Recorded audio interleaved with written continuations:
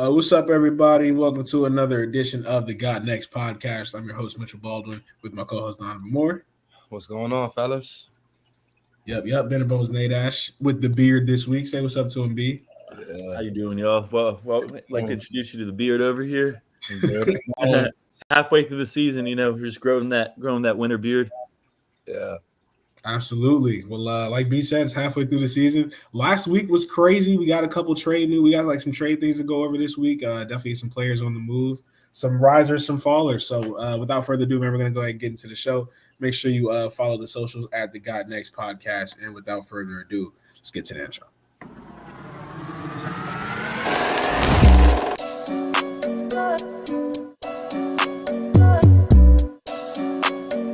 Three-pointers. Outside jumper for three at the bucket.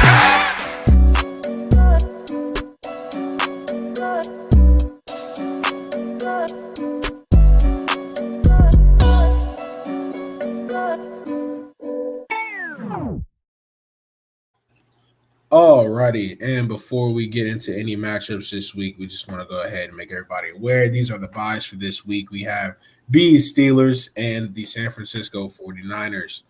First game this week on Thursday night, the Texans and the Jets. This is not quite the matchup that this would have looked like at the beginning of the season. But here we are, middle of the season. B, who's going to win this matchup?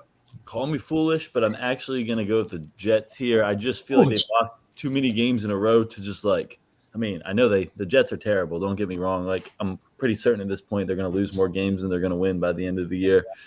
But what I have to say is the Texans are just a little thin at wide receiver right now, and I think they're going to give the Jets the glimmer of hope that they need to, just maybe make themselves believe that they have a chance of salvaging the season, which they don't again. But that Stephon Diggs loss for the Texans is rough.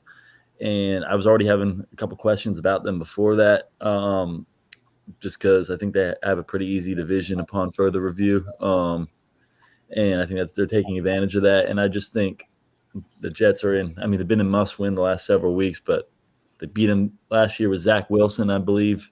I think they beat them this year with Aaron Rodgers, and they momentarily just kind of revived their season. You put up a good argument on behalf of the Jets, but I just feel like at this point it's kind of hard to pick them in any game, bro. Even with the talent they have on paper, I really don't think the coaching change didn't help them. Clearly we see now that Saleh wasn't the problem. I feel like the problem is really the personnel on the team. And it looks like on paper they have the talent offensively. They have a great defense, but to lose to the Patriots how they did last week, where their offense practically did nothing. Aaron Rodgers isn't really the same player. And then even though Houston will most likely be without Diggs and Nico Collins, I still think they could find a way to win, because I just feel like at this point they're the better team, they're better coached, and they may not have better talent defensively, but I feel like they're equal. So I'm gonna go with the Texans to win this one. It's just hard to pick the Jets unless they're going against the Panthers or something. There's no way I could pick the Jets again this year. Even against the Panthers, I think the Panthers have a good fight up against the Jets. I feel like last week, I think I might have said it, but I didn't obviously pick the Patriots to win, but I was like, they already beat them earlier in the season, and then I was like, this is an interdivisional matchup. It might get nasty, and then I was like, I don't think it's going to be an easy win for the Jets, and then boom, Patriots win. So I think this week I am going to go with the Jets. I actually do think I'm gonna go with the Jets. I don't really know why. I feel like ever since the Texans lost Nico Collins, they've just looked like a different team. And obviously with Stephon Diggs going down, Tank Dell's now your number one receiver. They could definitely use Hollywood Brown right now, but he's catching Hail Marys in Washington, so that's definitely a big miss for them right now. So yeah, I think I'm gonna go with the Jets. I think that the Texans are just too injured on offense, which is their strength. Next up, we have the Cowboys and the Falcons. B, who do you have in this matchup? Believe it or not, I'm going to pick the Cowboys here just because I believe the Falcons are kind of that team that can't get too high, can't get too low on them. And I know it's kind of random. It shouldn't, you shouldn't go into my opinion, but we know the history of Dakota versus Kirk Cousins, and it's pretty lopsided. I think like a couple of years ago, the Vikings were like 10-1 or something, and they played the Cowboys and they lost 40-3. I just know Dak Prescott, he always beat on Kirk Cousins when it was Cowboys versus Redskins for all those years. And I know those two quarterbacks get compared a lot because they're kind of like the two guys who put up, good stats. But when the lights are shining brightest, both kind of choke embarrassingly.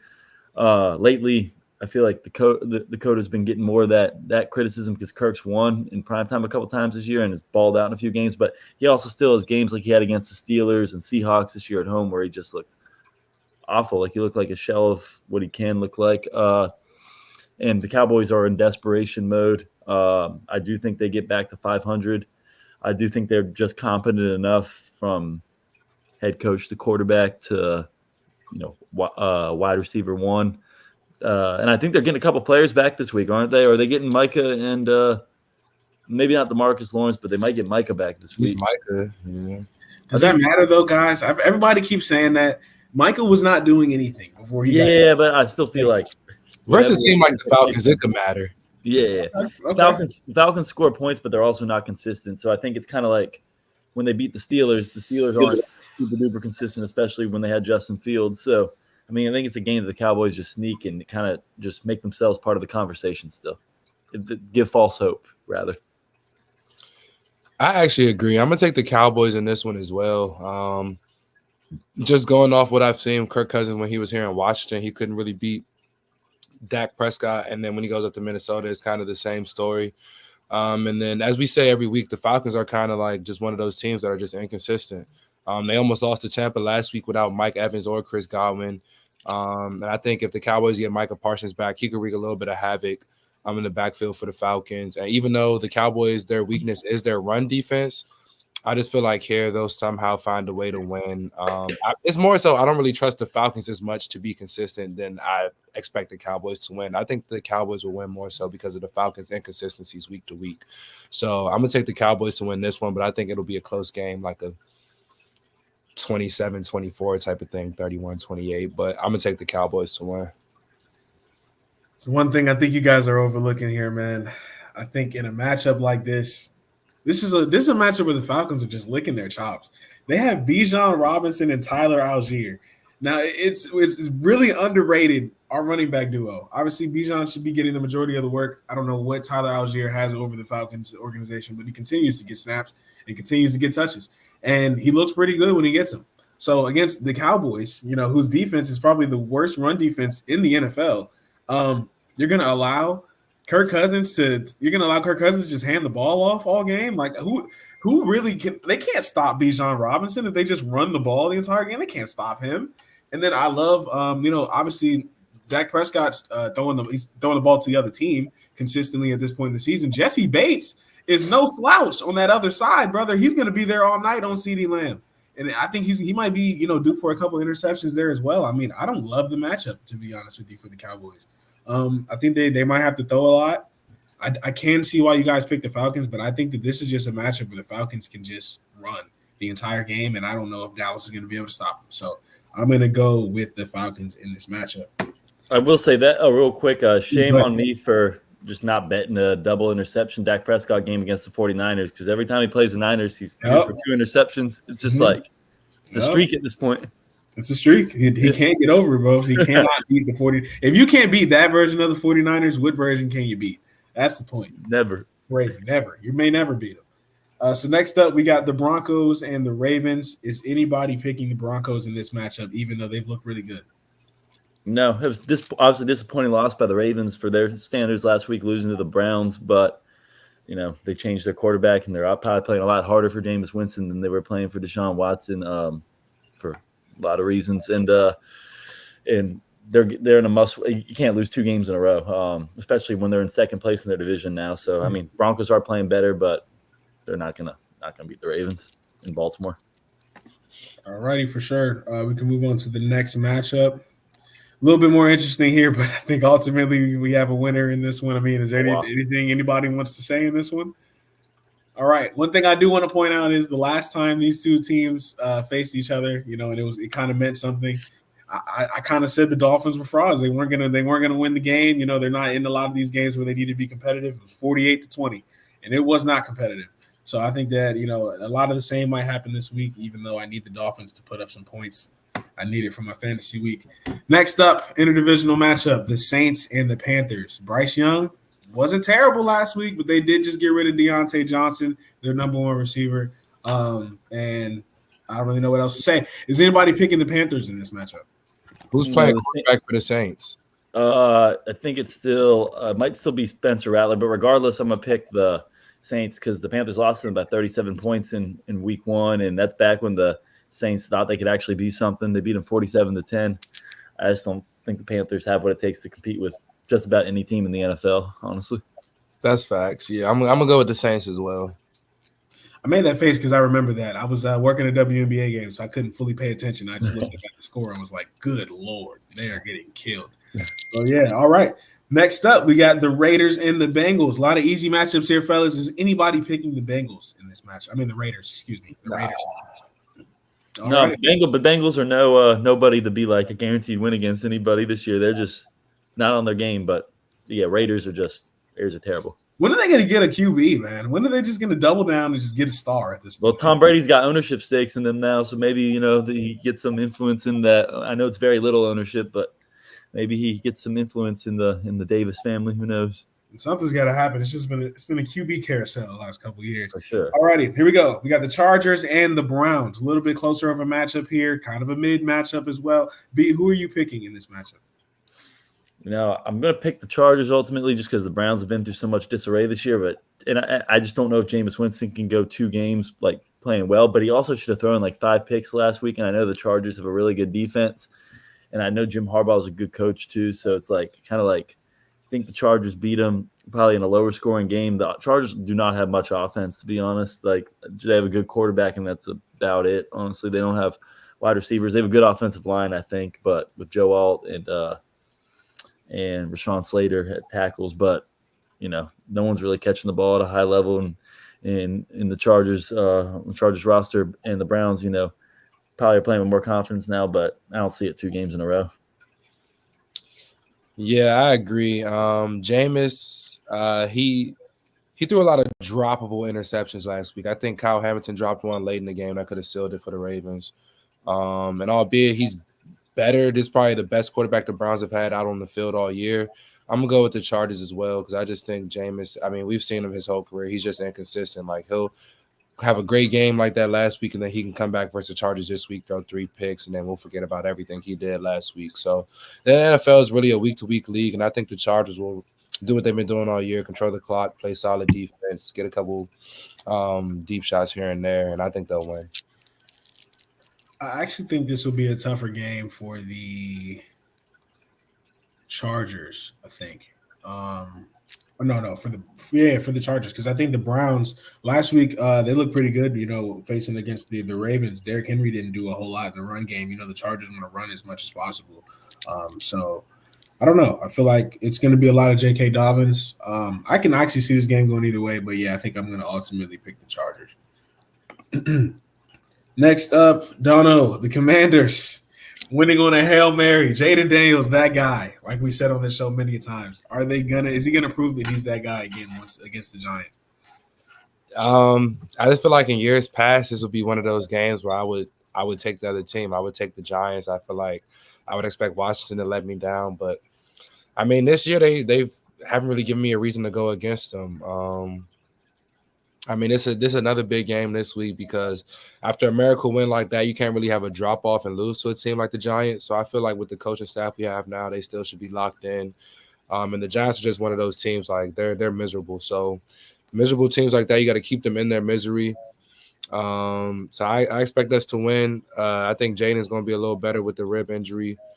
I think the Giants have some injuries on their defense as well. They're questioning the effort of one of their corners, Deontay Banks, and then who knows what's going on with Daniel Jones. So I just feel like this is a game the Commanders should win, keep the ball rolling, and who sees where the season can go from here. But I'm gonna take us this week to beat the Giants. But I think it will be a close game because Daniel Jones always wakes up against Washington. I don't know what it is, but he wakes up against us. So, and Malik Neighbors is still there too. He's a problem. So it'll be a very close game, but I'm gonna take Washington. Yeah, I've always said this to people about Daniel Jones. He's bad, but he's almost like just not bad enough to be just like completely consistently critical of, to the point where you just think of him as a total joke. Like put it this, he's not Zach Wilson type bad. You know what I mean? Like he's not like he's a notch above that, which kind of, gives him a little leeway to work with. I'm sure they're going to move on with him this offseason because they can't keep him and Brian Dable. And I think Brian Dable has proven to be the superior piece. I think he's made Daniel Jones better than he could be if he had another coach. But Jaden Daniels is obviously just a game changer, a franchise changer. It's been proven. That and new ownership obviously has set the Commanders in a new direction. So, I mean, I know it's rare that they beat the Giants, but it looks like they'll get in my opinion, a season sweep of the Giants. But I do agree, Dono. I do think it might be a hard-fought game just because the Giants aren't – they're sometimes not as terrible as their record looks. They have a couple good wins this year. But I just think Washington's playing with a lot of momentum right now.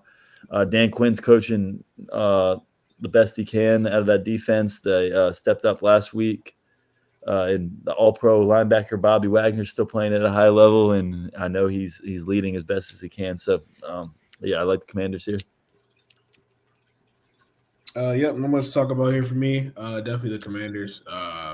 Daniel Jones is not very good. Next up, we got the Patriots and the Titans. Nasty. This has nasty written all over it. 6-3. B. Who's going to win this game? I almost want to go eeny, meeny, miny, mo, but I want to pick the Titans just because I feel like it's going to be hard for the Patriots to win 2 games in a row. I just don't know if they're good enough to win two games in a row at Tennessee. Give my man Mason Rudolph another chance, and I think he might produce a win for them. I'm going to go with the Patriots. Because at the end of the day, the Patriots always play defense. So I think their defense will really carry them to a victory here. I think they'll lean on Ramondre Stevenson just as they did last week. I'm not sure if Drake May's playing.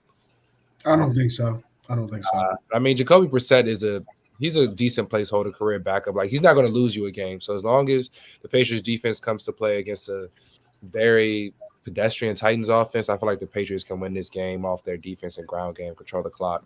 But like you said, be a low-scoring game, like a 17-14 type thing, nothing crazy. So I got the Patriots. Yeah, definitely a nasty game. I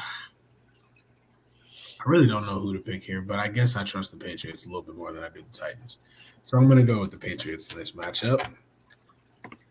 Next up, the Bears and the Cardinals. Don't really know what you're going to get from either of these teams on any given week. So who's going to win this matchup, B? It's a really tough one to call because the Bears obviously lost in heartbreaking fashion last week. But the Cardinals also currently, as constructed, sit at first place in the NFC West, and I never thought I'd be saying that. Thought after they lost to Washington 42-14, I was like, they're going to have a bad year, and it might be their Jonathan Gannon's last year there. But they're really putting up a fight. They're showing that they're inconsistent in the positive way. They're not bad. They're inconsistent instead. Kyler Murray, I'd say he's almost he's like the NFC Justin Herbert with a bad attitude. He's kind of a really good quarterback on not so good of a team. Except everyone says he likes Call of Duty more than studying film, which I don't think people are saying about Justin Herbert. But he's unapologetic about that, by the way, Kyler Murray. But he is a good quarterback. If he was on a team like the Niners, they'd probably be a little better than what they are right now, honestly. So I got to give him his dues. And Marvin Harrison Jr., what more needs to be said about that? On the other hand, the Bears got a good receiving core, but I don't think their offense is well constructed. I don't know if they thought they had the next Walter the Fridge Perry in the backfield, but that handoff they tried against Washington late in the game to their offensive lineman where they fumbled away was just terrible. And their defense on that final play of the game, there basically was 11 on 9. It was like a hockey power play because you had one player waving at the fans. What was his name? Tyreek, whatever. And he was the one who tipped the pass. Yeah. Noah Brown. And then you also had number 53 just standing, staring at Jane Daniels the entire time. He wasn't rushing. He wasn't covering. So it basically was 11 on 9. So the Bears, my point being, the Bears just don't look like they're very well coached. And they are going across, or not across the country, but kind of across the country, Midwest to West Coast. I'm going to go with the home team here. I just think it's one of those. I think the Cardinals are setting a better direction right now. I think the Bears really got to be locked in and film this week if they're going to win this game. This is really a toss-up for me because the Bears, they should be getting a couple defenders back this week from injury on an already strong defense because for the most part against Washington, the Bears defense kept them in that game, honestly. They're the only reason that they had a chance to win it at the end, if we're being honest. So I feel like they're defensively they're strong. It all really comes down to what Caleb Williams in the offense does. And this year, I believe the Bears have not won a game on the road. But I feel like after how they lost last week, this game right here might define their season, honestly, especially being in the division they're in where everybody is above 500 and it's getting around that time you're fighting for wild card seeding or playoff positioning. So I'm going to go with Chicago this week. I think their defense shows up. And I think the players kind of rally together, not around the coach, but just kind of like around each other, like a brotherhood type of thing, because they have the talent. It's just I really don't know what it is that's causing them to lose some of these games that they've lost. But I think they'll beat the Cardinals because the Cardinals still are kind of inconsistent in my opinion. So I'm gonna take Chicago this week. I think DJ Moore has a huge bounce back game because he didn't really do anything against Washington last week. So I think DJ Moore and the defense is what carries them to a victory. Like Donald said, this is going to come down to the Bears offense, and I don't know if I trust them right now, if I'm being honest with you. I've just seen more from Kyler. Like Call of Duty came out last week. He throws for 300 yards. Like, you know, like I feel like that's – if you're not locked in on any other week like that, that's locked in. That's all I need to see. So I'm going to go with the Cardinals. Yeah, I don't know what – I don't know. I think the Bears are just kind of Like, their defense is good. You know what you're going to get from the defense. It's the offense for me. And I'm not going to wait. I'm going to wait till I see the offense play well for me to pick them again. So next up, we got the Jags and the Eagles. Is anybody picking the Jaguars in this matchup?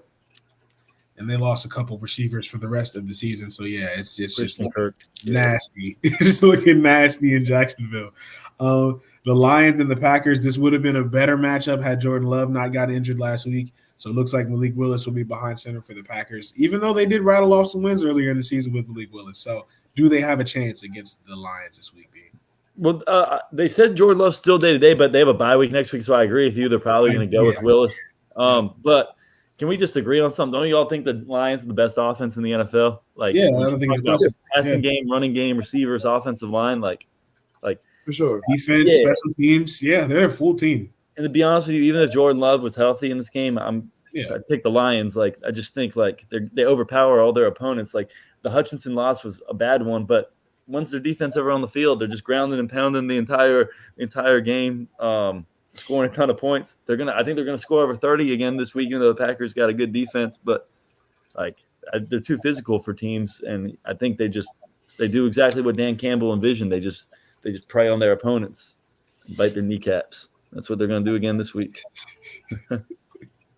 All righty. Bite kneecaps. Donald, you picked the Lions, right?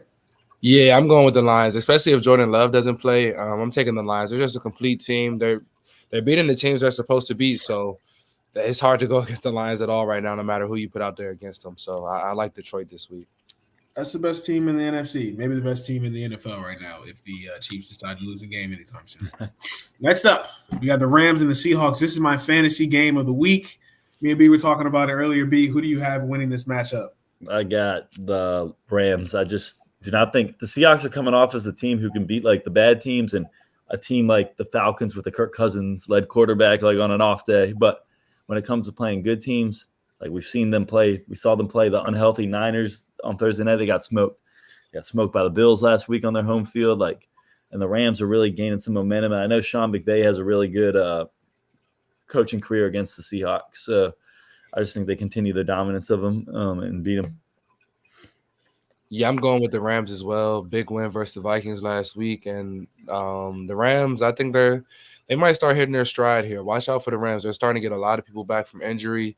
And they kind of stayed afloat when they had a few of their guys out. So they've been finding ways to win. I think they'll find a way to win this week. And the NFC West, that division is going to get very interesting these next few weeks. So I'm going to go with the Rams in this one, and let's just see where it goes from here. Just easily the Rams for me. Just want to quickly go through the Seahawks and their defense the last couple weeks. So since week 3, when the Dolphins scored 3 points against the Seahawks have let up 42 points against the Lions, 29 points against the Giants, 36 points against the Niners. They let up 14 against the Falcons, which is actually pretty good. And then 31 against the Bills last week. So yeah, 4 out of their last 5 matchups, it's been like almost 30 points essentially. So I feel like the Rams are just a shoe in to do that with the Puka Nacua back, and then Kyron Williams looked good all season. He got cut back there. Stafford's obviously no slouch. So yeah, I'm gonna go with the Rams here for sure. Seahawks got to get it together, man. Something's off. I feel like Geno Smith is. I feel like the Geno Smith stuff's kind of worn off at this point. They might need to look at some other options going forward. Next up, we have the Colts and the Vikings. Funny story today was Anthony Richardson getting benched after the whole situation of him going to the sideline saying he was tired on the 3rd down play at the most important spot of their season so far. So, B, how do you feel about the Colts and their outlook? Not only Man, so I mean, I just was watching. I didn't think too much of it at first, but then when you slept on it and saw the news the next morning, it's kind of like, that's kind of wild that he thought he had the authority to go to the bench, especially when the word had been out that everyone knows Joe Flacco is a better quarterback than him, and pretty much the only reason he's playing is because they drafted him last year. But hey, who would have thought midseason Sunday night matchup you'd see Sam Darnold versus Joe Flacco in a game of high magnitude? That's pretty awesome. But damn, this is really hard to pick because I feel like the Colts, get hyped when Joe Flacco is behind center, and kind of like the same way in which the Browns did last year. Something about his veteran presence kind of just sparks a team. But I do think the Vikings being on the 2-game losing streak and being at home and the talent they have, I think they do bounce back. Sam Darnold hasn't necessarily played badly in the 2-game losing streak. They just kind of went against 2 high-powered offenses, probably the 2 best quarterbacks in the NFC, Jared Goff and Matthew Stafford. So, I mean, they just caught some bad breaks, in my opinion. So I think, they bounce back this week. I think it's a close game because I do think the Colts are a competitive team. But let's just be honest, the Colts are what they've been for a long time. They're mid. So I know the Colts haven't forgotten about that game where they're up 33-0 to the Vikings a couple years ago and they lost. But, I just think the Vikings, they got Jettos, man. They got some dogs. Addison, I know he's asking for a trade, but I think he's just being a little he's being kind of a baby about it. He's going to get his catches. He's a good number 2 receiver. He just needs to realize that. And I think Hawkinson's coming back, right? So the Vikings are going to be loaded with weapons. And Joe Flacco's not a mobile quarterback, so I think Brian Flores can scheme. So that's my pick. For sure. I'm gonna go with the Vikings this week. I think they've lost their last 2, so I think it's time for the Vikings to bounce back. Kevin O'Connell's a really good coach. They have talent offensively. They have a great defensive coach. The Vikings bounce back here. It could be a close game because, as you mentioned, B, the Colts really do rally around Joe Flacco. But I just think the Vikings, especially at home, the crowd's going to be rocking. That home field advantage really going to play a huge part here. So I'm going to take the Vikings to win this week. Yeah, I'm going to pick the Vikings too. They started out the season 5-0 because of their defense, and then it just seems like since then, I mean, they've had some tougher matchups. You did just play the Rams and the Niners the last couple of weeks. So I mean, you got 2 tough matchups recently. So I mean, I get it, but this is a good opportunity for them to get back right. I think the Vikings defense shows themselves mighty, and Justin Jefferson, I feel like he's going to have a pretty good week. Same thing with Aaron Jones and the rest of the Vikings. Last but not least, we have the Bucks and the Chiefs. The Buccaneers actually did look pretty good with no Mike Evans, no Chris Godwin. Are they going to be able to keep chugging along here, B? I mean, you want to know an interesting fact? Patrick Mahomes has 8 touchdowns, 9 interceptions, and Baker Mayfield has 21 touchdowns. But I know Baker has a lot of interceptions too. I don't know the number off the top of my head, but I know this man, his stat line every week is 300 yards, 3 touchdowns, 2 picks. It's he throws to everybody. Yep. And versus the Chiefs, he's probably throwing 2 picks against the Chiefs. The Chiefs defense is that good. I'm not gonna lie. I think the Chiefs got the best defense in the NFL. I mean, there's a reason other than just their championship pedigree. There's a reason they're still the sole undefeated team in the league.